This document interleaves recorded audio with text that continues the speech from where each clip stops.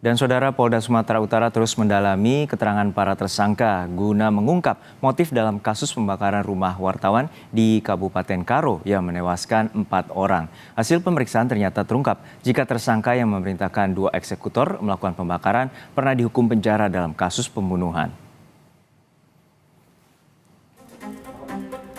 Polda Sumatera Utara terus mendalami keterangan para tersangka guna mengungkap motif sebenarnya dalam kasus pembakaran rumah wartawan di Kabupaten Karo yang menewaskan 4 orang.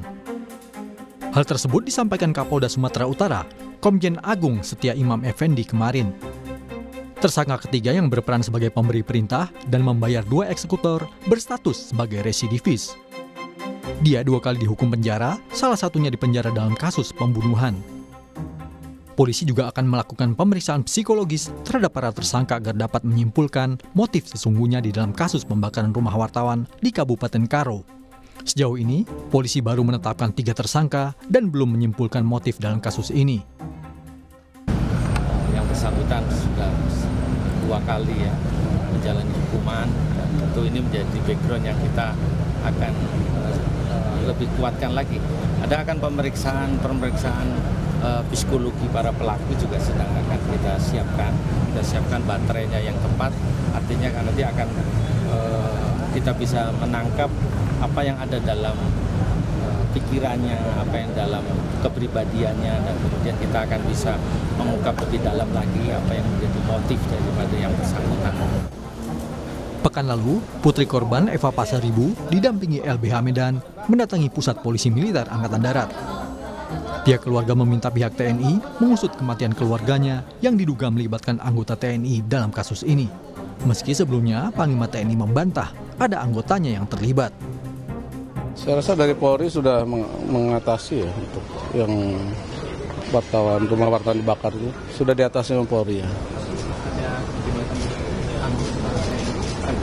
Nggak ada.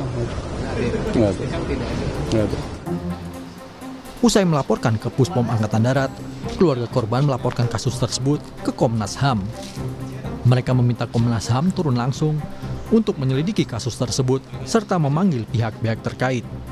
Keluarga meyakini oknum HB terlibat dalam kasus ini.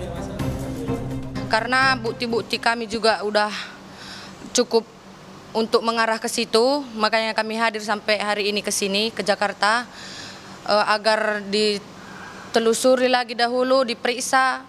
Kalau memang benar adanya, diberi dia hukuman sesuai dengan yang diperbuatnya. Polisi juga menetapkan B alias Bulang sebagai tersangka. B lah yang memberikan perintah pembakaran pada 2 tersangka lainnya. Polisi masih mendalami motif pembakaran rumah korban, termasuk soal pemberitaan perjudian yang diungkap oleh korban. Selain terhadap 3 tersangka, polisi juga memeriksa 28 saksi.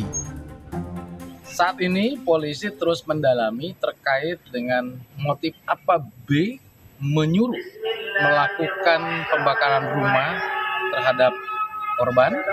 Kemudian kita juga masih terus coba mendalami apakah hanya karena pemberitaan itu atau adakah hal-hal yang lainnya.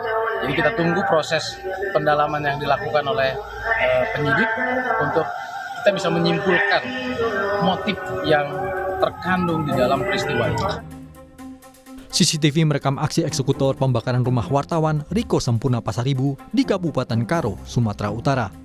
Awalnya 1 pelaku datang dengan sepeda motor, kemudian berjalan ke arah rumah korban sambil membawa sesuatu.